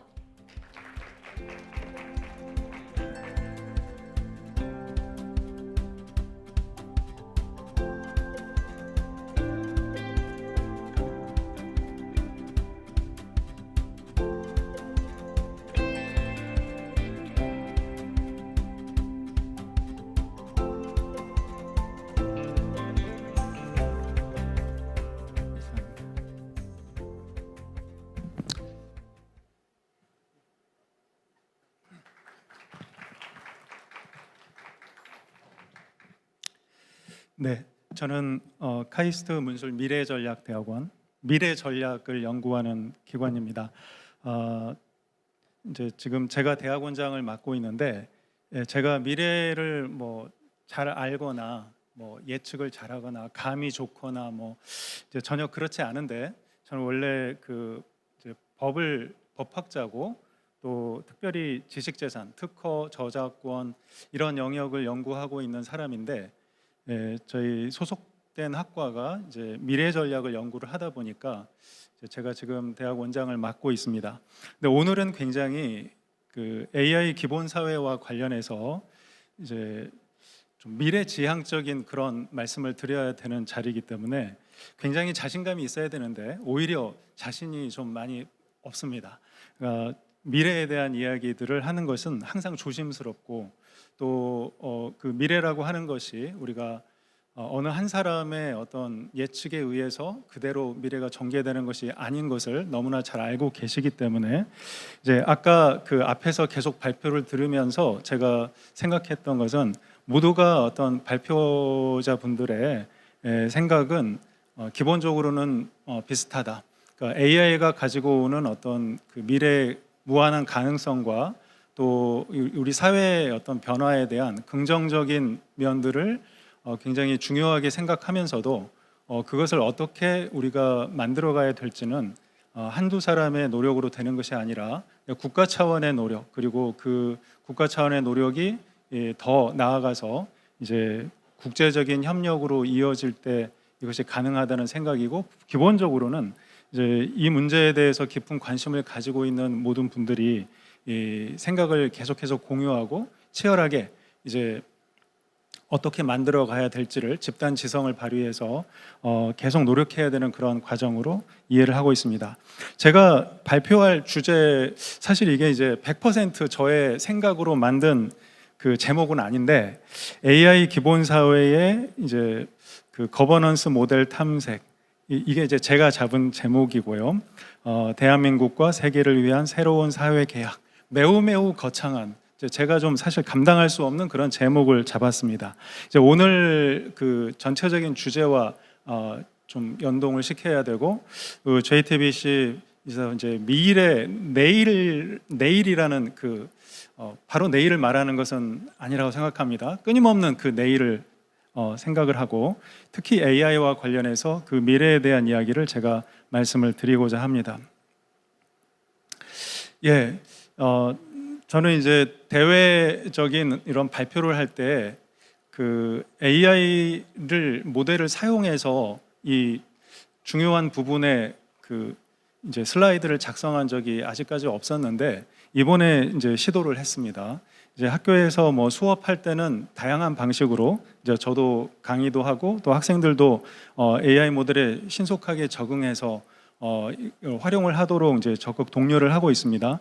근데 이제 제가 그 작성한 스크립트를 약간 그래피컬하게 좀 이렇게 만들도록 제가 그 제미나이하고 GPT 모델을 사용해서 작업을 했습니다. 물론 이제 내용은 제가 작성을 했지만 이제 그림을 좀 더 예쁘게 만드는 일에 시도를 했는데 굉장히 좀 걱정을 많이 했습니다. 이게 잘 성공할 수 있을까? 근데 아까 그 커틀랜드 로빈슨 교수님이 챗GPT에게 물어보시고 또 그거를 또 보여주시고 하면서 제가 좀 자신감을 얻어서 저도 더 편안한 마음으로 말씀을 드리도록 하겠습니다. 저는 이제 AI 기본 사회, 사실 또 AI 영어식으로 말하면 AI 우리가 Universal Basic Society라고 표현하고 있는데, 차재호 의원님도 아까 AI UBS 이런 표현을 쓰셨습니다만은 그러니까 이 AI 기본 사회가 어떤 그 이념적인 또 철학적인 그런 기반 위에서 만들어질 수 있는지에 대해서 고민을 했습니다. 이것에 대해서 이제 제가 이것이 맞다라고 이제 주장할 수는 없겠지만, 또 여기에 많은 그 전문가들의, 특히 이제 저와 같이 리걸 백그라운드를 가지신 분들의 어떤 그 많은 노력이 또 피드백이 여기 들어가야 된다고 생각합니다. 이제 제가 좀 생각할 수 있는 기본적인 구도는 특히 이제 세 가지 측면에서 AI 기본 사회에 대한 어떤 구상들이 현재 매우 필요하고 또 이 방향으로 나아갈 수밖에 없다라는 말씀을 드릴 수 있을 것 같습니다. 이제 첫 번째는 이제 예견적 거버넌스. 우리 차 의원님의 슬라이드에도 있었습니다만은 anticipatory governance라고 해서 이제 보통 우리가 이제 법이라고 하는 것은 많은 분들이 그렇게 느끼시겠지만 어떤 일이 발생한 이후에 그 이후에 뒤처리를 하는 어떤 그런 그 역할, 그렇게 이해를 하고 계십니다. 그래서 법은 어떤 사건이 발생하고 문제가 생기고 그것에 대해서 어떻게 수습할 것인지 그런 기준을 만들어 놓고 그에 따라서 이제 굉장히 그렇기 때문에 변화가 굉장히 느리고 또 어떤 사회 현상이 발생했을 때 이것이 이제 어떤 문제가 이제 정확하게 무엇인지를 알고 거기에 대해서 우리가 어떻게 대응해야 될 것인지를 이제 천천히 생각하면서 따라가는, 그러니까 산업 현장에서 여러 기술들이 개발이 되고 또 거기에 대해서 비즈니스 모델이 만들어지고 앞에 막 앞서 나가면은 이제 사회적으로는 그것을 어떻게 수용해야 될지 막 고민하다가 나중에 이제 시간이 좀 많이 지나서 여러 그 사람들의 생각이 모이고 우리가 그것을 이제 사회적 공감대라고 합니다만은 그것을 기초로 해서 법을 만들고 하는 그런 순서가 일반적으로 생각이 되어 왔습니다. 근데 여기 이제 예견적 거버넌스라는 개념은 이것이 너무 그 어떤 특정한 영역들에 있어서는 문제가 많다. 그러니까 우리가 좀 더 미리 빨리 이 어떤 그 사회적인 합의를 좀 더 빨리 끌어내서 어떤 상황들이 너무나 심각하기 때문에 미리 이제 거버넌스 체계를 구축해야 된다라는 그런 생각들이죠. 대표적으로 이제 환경 문제에 있어서 우리가 뭐 온실가스 감축 목표를 미리 정해가지고 이제 이게 만약에 지금 이 상태로 계속 되다가는 어느 시점에는 인류가 공멸할 수 있는 그런 위기에 처하기 때문에 미리 선제적으로 우리가 이제 국가적인 노력 또 전 지구적인 노력을 기울여야 된다, 이런 관점에서 예견적 거버넌스라는 말이 나왔습니다. 근데 저는 이제 이 예견적 거버넌스라는 그 개념이 인공지능과 관련해서도 반드시 필요하고, 사실 이제 전 세계적으로 보면은 우리나라도 마찬가지입니다만은 이미 지금 이 논의 자체가 현재 이 컨퍼런스의 어떤 중요한 주제가 AI와 이 사회와 지금 우리가 제시하는 AI 기본 사회가 되어 있는 것 자체가 사실은 예견적 거버넌스가 구체적으로 지금 작동하고 있는 그런 과정으로 이해할 수가 있습니다. 굉장히 빨리 움직인다라는 것이죠. 법은 항상 늦게 움직였는데 매우 빨리 법을 만들고 거기에 대해서 이제 뭐 조정을 해가고 이제 뭐 개선을 해가고 하는 과정들이 되게 빨리 진행되는 것입니다. 뒤에서 좀 더 말씀을 드리겠고, 두 번째 이제 중요하게 생각하는 것은 적극적 평등 실현 조치라고 나와 있는데, 이제 우리가 그 사회적으로 어느 집단이 계속해서 이제 그 불이익을 당해왔다, 평등하지 못한 그러니까 차별적인 조치를 당해왔다라고 생각이 됐을 때 그 집단의 어떤 지위를 좀 더 높여주고 기회를 좀 더 주기 위해서 적극적 평등 실현 조치라는 개념들이 이제 실행이 구체적으로 되어 왔었죠. 그래서 우리가 너무나 잘 알고 있듯이 뭐 이렇게 남녀 차별이 너무 심각했었기 때문에 그것을 개선하기 위해서 여성에 대한 좀 더 우대 조치를 이제 일정 기간 동안 시행을 한다든지, 아니면 장애를 겪는 분들에 대해서 사회적인 기회를 좀 더 부여하기 위해서 또 경제적인 기회를 부여하기 위해서 그런 우대 조치를 시행한다든지, 이것이 이제 어떤 산업의 영역에서 또 교육의 영역에서 여러 영역에서 그런 조치들이 취해져 온 것들을 이제 알고 계십니다. 근데 AI와 관련해서도 우리가 적극적 평등 실현 조치 관점에서 볼 수밖에 없는 것이, 이제 AI로 인한 그 AI를 지금 아까도 그런 말씀이 있었습니다만은 잘 활용하는 회사와 잘 활용하지 못하는 회사의 격차는 지금도 계속 커지고 있고 앞으로도 더욱 커질 것입니다. 근데 이제 우리가 기존에 그 디지털 기술에 대해서 디지털 디바이드라는 개념으로 해서 디지털에 잘 적응한 사람과 그렇지 못한 사람, 디지털 기술을 잘 활용한 기업과 그렇지 못한 기업, 그 격차가 계속해서 이제 커져 왔던 것을 우리는 잘 알고 있습니다. 근데 AI 기술이 이제 지금 이미 시장에서 우리가 바로 이렇게 활용할 수도 있고, 점점 더 기업들은 이제 앞다투어서 경쟁적으로 새로운 기술들을 내놓고 있는데, 잘 활용하는 개인, 잘 활용하는 기업들은 이제 거기서 생산성이 점점 향상되고 많은 성과를 올릴 것이고, 그렇지 못한 개인이나 기업들은 이제 많은 그 어려움을 겪게 되는, 그래서 이제 경제적인 측면에서만 봐도 소득의 격차가 커질 수밖에 없는 그런 상황을 우리가 예견할 수 있습니다. 그래서 이제 적극적 평등 실현 조치라는 것을 헌법적인 개념으로 이해하면은 이게 이제 그 과거에 차별을 받아온 어떤 집단이 존재하는 것이 그 이런 조치를 실현하기 위한 그 전제가 되기 때문에, AI는 뭐 최근에 이렇게 뭐 기술 자체는 오래전부터 개발이 되었지만 지금 우리가 많이 논의하는 게 지금 최근이니까 좀 더 기다려야 되지 않는가, 라고 생각할 수 있습니다. 그러나 이제 아까 말씀드렸던 것처럼 기술의 어떤 새로운 기술의 등장으로 인한 그 격차, 특히 이제 디지털 격차, 또 이제 AI 격차로 이렇게 연결되는 관점에서 생각해 보면 특히 예견적 거버넌스와 연결해서 지금 우리가 뭔가 특별한 그 이제 제도 그리고 입법으로 뒷받침되는 그러한 조치들이 매우 필요한 시점이다라고 생각을 할 수가 있습니다. 이제 세 번째는 미래 세대의 기본권이라는 제목을 붙여놨는데, 이제 우리가 특히 환경 영역에서 현재 세대가 마음껏 우리에게 이제 효율성 중심으로 해서 이런 그 환경이라든지 그다음에 자원이라든지 우리 세대의 필요를 충족시키기 위한 활동들을 아무 제약 없이 했을 때 이제 우리의 그 자손 2세, 3세 미래 세대들은 그러한 환경이나 어떤 자원을 사용할 수 있는, 누릴 수 있는 기회를 박탈당한다라는 그런 개념에서 특히 이제 환경 영역에서 이런 미래 세대의 기본권이라는 개념이 등장했습니다. 오늘 뭐 인구라든지 컬 로빈슨 교수님도 이 마이그레이션 분야 얘기를 해주셨는데, 이제 이것은 뭔가 이제 아주 현재 시점만 생각하는 것이 아니라 사실은 오랜 시간의 어떤 추이를 보는 것이고, 특히 이제 지금 우리가 투모로우라는 것을 이제 그 키워드로 지금 생각하고 있는 것처럼 앞으로의 세대가 어떤 상황에 처할 것인지를 이제 깊이 고민하면서 우리가 정책을 만들고 그것을 시행해야 된다는 그런 관점입니다. 자, 우리가 이제 그 anticipatory governance 관련해서 이제 예견적인 거버넌스를 해야 되는 관점에서 이게 이제 정확한 어떤 그 연도별로 숫자가 특별히 의미가 있는 것은 아닙니다.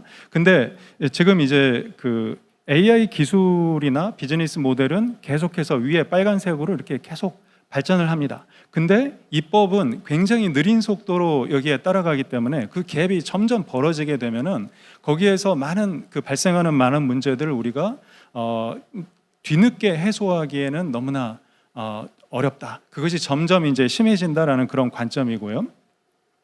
또 예를 들어서 지금 이제 그 우리나라의 그 인공지능 기본법이 만들어졌고 내년 1월에 시행을 앞두고 있습니다. 이와 관련해서 지금 사회적으로 많은 논의가 있고 또 많은 비판도 받고 있고 또 많은 사람들이 여기에 매달려서 이것을 어떻게 하면은 문제를 최소화하면서 시행할 수 있을까를 고민하고 있습니다. 이게 이제 그 법학자들의 고민이기도 하고 정책을 시행하는 정부 입장의 고민이기도 하고 전체적인 우리 사회 구성원들의 고민입니다. 근데 AI 기본법이 왜 이렇게 뭐 빨리 만들어졌을까? 사실 이제 EU의 AI 액트가 있었고 우리나라가 글로벌하게는 이제 세계 두 번째로 이런 포괄적인 법을 만든 것인데, 여기에서 나오는 이제 여기에 대한 여러 가지 평가가 있을 수가 있습니다. 근데 예견적 거버넌스의 관점에서 보면은 어찌 보면 이것도 좀 늦었다라고 얘기를 할 수도 있는 것입니다. 그러니까 우리가 AI 기술의 발전 자체를 이제 모든 전 세계에 있는 모든 회사들이 AI 기본법, AI 기술에 대한 어떤 그 연구나 활동이나 뭐 개발 활동을 동시에 딱 멈추지 않는다면은, 자, 그런 일은 일어나기가 어렵겠죠. 그렇게 하지 않는다면은 이제 기술은 계속해서 발전하고 계속해서 이제 새로운 비즈니스 모델들이 나오고 그로 인한 사회적인 여러 현상들이 이제 긍정적인 것도 있겠지만 이제 뭐 부정적인 것들도 계속 나올 수밖에 없습니다. 그에 대해서 빨리 우리가 고민을 하고 기본법을 만들고, 물론 이제 그것이 뭐 그 빨리라는 것이 아무런 생각도 없이 바로 그냥 이렇게 내는 걸 의미하는 것은 아니죠. 근데 기본법이라는 것이 만들어지고 거기에 대해서 지금 이제 그 하위 법령, 뭐 시행령 포함해서 이제 하위 법령들이 만들어지면서 이게 이제 보완되고 이제 강화되는 그런 과정들을 필연적으로 거쳐 나가야 될 것입니다. 이제 예를 들자면 여기에서 이제 제가 뭐 밑에 예시를 이렇게 드러놨는데, 이제 뭐 고위험, 우리나라에서 이제 고영향 AI로 이제 규정을 했습니다만은 고영향 AI에 대해서 이제 여기에 대한 이제 사업자들의 어떤 그 책무가 규정되어 있기 때문에 그 AI를 개발하거나 또 AI를 활용한 서비스를 제공하는 그런 업체들은 굉장히 불안할 수밖에 없습니다. 이제 그에 대해서 정부가 그 예견적 거버넌스를 이제 어떤 식으로 해야 되는가 이런 고민인 것인데 이제 예를 들자면 여기 그 규제 샌드박스라는 개념이 있습니다. 그러니까 많이 이제 실험이 되어 왔고 뭐 잘 된 케이스도 있고 또 잘 되지 않은 그런 케이스들도 많이 있습니다만은 이제 규제 샌드박스 같은 것을 활용을 해서 어떤 그 가이드라인을 제시하고 특정한 범위 내에서는 좀 더 규제가 구체적으로 작동하지 않는 선에서 사업 활동을 할 수 있도록 이제 보장을 하고 그것이 이제 확인이 되었을 때는 이제 확인이 되었을 때 그 시간이 많이 지나가지고 그냥 그 입법적인 어떤 변화 뭐 법의 개선이라든지 이런 것들이 없이 그냥 끝나버리는 그런 것이 아니라 구체적으로 그에 대해서 모니터링을 하고 그에 대한 이제 규제를 이제 풀어줄 수 있는 그런 그 거버넌스 체계를 구축하는 것이 매우 중요하다고 생각이 됩니다. 이제 지금 앞에 발표 내용 중에도 이제 이 관련된 것이 있었습니다만은 그 AI를 도입한 회사들을 이제 글로벌하게 이렇게 살펴보면은 실제로 이제 미래지향적으로 회사의 어떤 그 시스템을 AI 기반으로 재설계하고 적극적으로 활용하고 있는 회사들을 보았을 때 이제 한 5% 정도 글로벌 기업들의 5% 정도만이 그 AI 전환으로부터 이제 그 가치를 실제로 구현하고 있다라는 그런 이제 보고 내용이 있습니다. 뭐 작년에는 좀 낮았다가 좀 높아지고 이제 이러한 것은 있고 또 중간 단계 아예 그냥 한 60% 정도는 적응이 상당히 늦어가지고 그에 대해서 AI로부터 오는 그 혜택을 받지 못하는 이제 그런 회사들도 이제 60% 정도가 보입니다만은 그 중간 단계에 이제 우리가 한 35% 정도의 회사들은 뭐 시간이 지나면서 좀 더 적응을 해가는 그런 모습을 보여주고 있습니다. 근데 이제 이러한 AI의 가치를 실현할 수 있는 기업들만 봤을 때도 이렇게 이제 격차가 벌어지잖아요. 이제 이런 것들은 뭔가 우리가 그 AI가 산업 구조를 전반적으로 재편한다고 했을 때 선제적으로 뭔가 이 기회가 좀 더 그런 기업들이 이제 후발주자라고 볼 수 있는데 그런 기업들에게도 더 주어질 수 있는 그런 환경을 조성하는 것이 이제 거버넌스의 핵심이라고 볼 수가 있겠습니다. 예, 그리고 이제 그 AI를 도입한 그런 회사들에서 보면은 많은 직원들이 AI를 활용을 하고 있습니다. 근데 활용을 하는데도 실제로 이제 어떻게 활용을 해야 되는지에 대해서 본인이 체계적인 교육을 받거나 하지 못한 경우가 매우 많습니다. 지금 여기 그 그래프에 나와 있는 것을 보면은 지금 이제 위에 있는 파란색이 실제로 AI를 업무에 활용하고 있다라고 하는 그런 사람들의 비율인데 제법 높은 것을 알 수 있습니다. 그러나 이들 중에 한 절반 정도는 AI를 어떻게 나의 업무에 활용할지에 대해서 이제 구체적인 트레이닝을 받지 못한 상태에서 그냥 자기가 스스로 그냥 필요한 것만 찾아가지고 하고 있는 것을 볼 수가 있습니다. 그러니까 이제 우리가 전체적으로 봤을 때 이제 그 AI를 산업 차원에서 그리고 이제 개별 국민 개개인에 대해서도 우리가 리터러시라는 표현이 있잖아요. 그러니까 이 리터러시를 높이기 위한 정책적인 노력이 굉장히 중요한 시점이 되겠습니다. 그리고 이제 그 AI가 산업 지형도를 이렇게 바꾸게 될 때 필연적으로 이제 산업의 재편이 크게 일어나게 되죠. 이와 관련해서 우리가 뭐 많은 얘기를 할 수가 있겠습니다만은 이제 특정 영역에서는 이제 많은 인력이 이제 감축이 될 수밖에 없고 그 자리를 이제 기술적으로 AI가 이제 채울 수밖에 없고 또 이제 새롭게 생성되는 그런 그 일자리들이 있을 수가 있고 이런 전환 과정에서 이제 필요한 것은 교육입니다. 이러한 교육을 어떤 식으로 이제 구상을 해서 이제 국민들에게 또 산업에서 이제 굉장히 그 AI 전환으로 인해서 고통을 겪고 있는 그런 기업들 또 이제 그 일자리를 찾고 있는 사람들을 위해서 제공을 할 것인가가 굉장히 중요한 그런 상황입니다. 그래서 우리가 이제 그 AI를 그 생각할 때 이제 아까 말씀드린 그 미래 세대가 왜 그 환경뿐만 아니라 AI에 대해서도 중요한가를 생각해 보면은 이미 많은 분들이 느끼시겠지만 지금 여기 그 슬롭, AI 슬롭이라는 용어가 막 여기저기 쓰이고 있는데 그러니까 AI가 뭐 팩트, 진실, 트루스와는 관계가 없이 막 그냥 실제하지 않는 어떤 역사에 대해서 이야기를 한다든지 그리고 일어나지 않은 사건에 대해서 이야기를 한다든지 뭐 이런 것들이 텍스트나 뭐 이미지나 영상의 형태로 이제 인터넷 환경에 굉장히 많이 늘어나고 있습니다.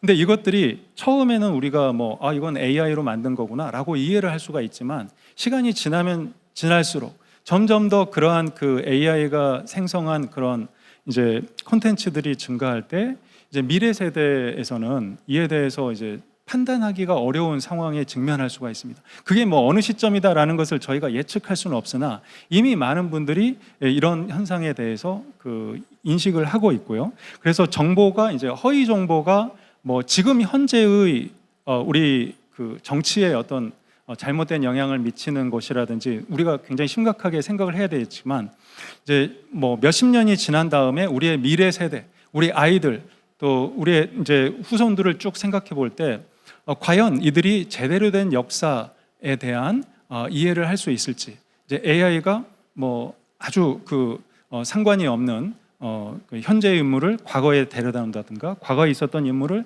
현재의 사람처럼 이제 표현한다든가 그런 기록들이 계속해서 축적이 될 때 이제 미래 세대는 거기에 대한 어떤 이해를 하게 될 것인지에 대한 이제 고민을 우리가 하지 않을 수가 없습니다. 그리고 두 번째는 이제 소수 기업의 어떤 독점이나 통제 이런 것들은 우리가 좀 생각을 해봐야 될 것 같아요. 그러니까 앞에서 5%의 기업만이 AI 전환으로 인한 실제 이제 그 가치를 이제 향유를 하고 있다라고 말씀을 드렸는데 이것이 그 격차가 벌어지는 것을 우리가 제대로 지금 이렇게 관리를 하지 못하게 되면은 아무래도 이제 이게 어떤 기술에 있어서의 그 보통 초격차라는 것을 긍정적인 개념으로 우리 기업들이 초격차를 뭐 달성을 해야 된다라고 말을 하지만 이제 기업 생태계 측면에서 보면은 많은 기업들이 그냥 이렇게 퇴출이 되고 일부 기업들만 살아남는 어떤 그런 환경들은 우리가 적극적으로 피할 수 있는 길을 모색하는 것이 굉장히 중요합니다. 미래 세대를 위한 어떤 기업 생태계에 대한 우리의 책임이 되겠고요. 그다음에 이제 정서적인 착취나 인간성 상실. 그러니까 우리가 우리 아이들에 대해서 이제 많은 분들이 이야기하실 때 요즘에 뭐 해외 언론에 보면은 이런 이야기들이 되게 많이 나옵니다. 아이들이 AI와 너무 친해가지고 이제 부모와 대화를 잘 안 하게 된다든지 아이들이 어떤 정보를 습득하는 것을 AI 챗봇과의 그 대화를 통해서만 어떤 무비판적으로 받아들이는 것에 대해서 우리가 어떻게 해야 되는지 그리고 육아를 AI에게 맡길 수 있는지 이런 데 대한 이제 고민을 많이들 하고 있습니다.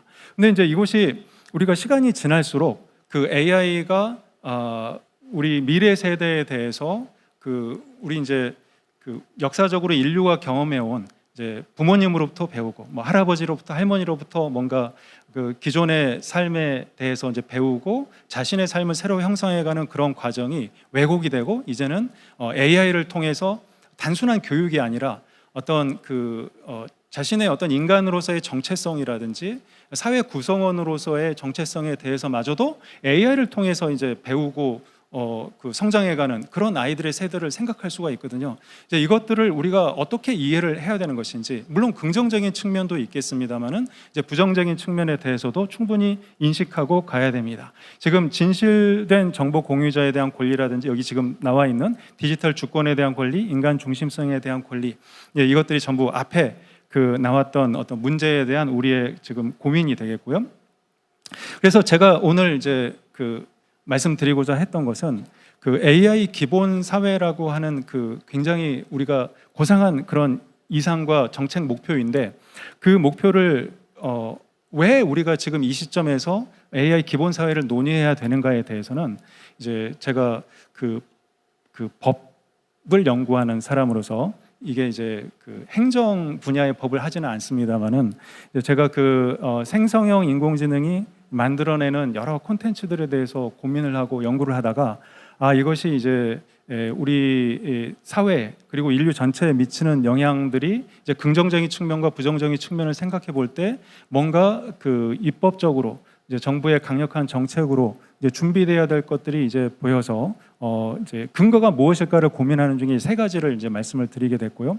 물론 이제 저 혼자 생각은 아니고 많은 분들이 이렇게 여기저기서 이야기를 하고 있는 것들을 제가 정리를 했습니다. 그래서 예견적 거버넌스의 측면, 이제 반드시 일어나야 될 일어나게 될 일들인 것을 모두가 공감을 하고 있기 때문에 미리 선제적으로 거버넌스를 구축을 해야 된다. 그다음에 이것이 이제 또 특별히 AI 기술로부터 이제 소외된 기업들이라든지 이제 개인들에 대해서 어떤 기회를 균등하게 부여하기 위한 어떤 적극적인 평등 실현 조치의 어떤 그 개념을 우리가 여기에 좀 접목을 시킬 필요가 있다라는 것과 특별히 이것이 우리가 지금 하고 있는 일들이 미래 세대에게 미칠 영향을 깊이 고민하면서 준비를 해가야 된다. 이런 관점에서 말씀을 드렸습니다. 시간이 다 되어서 여기까지 마치겠습니다. 네, 고맙습니다. 박성필 교수께서 마지막 주제 발표를 해주셨습니다.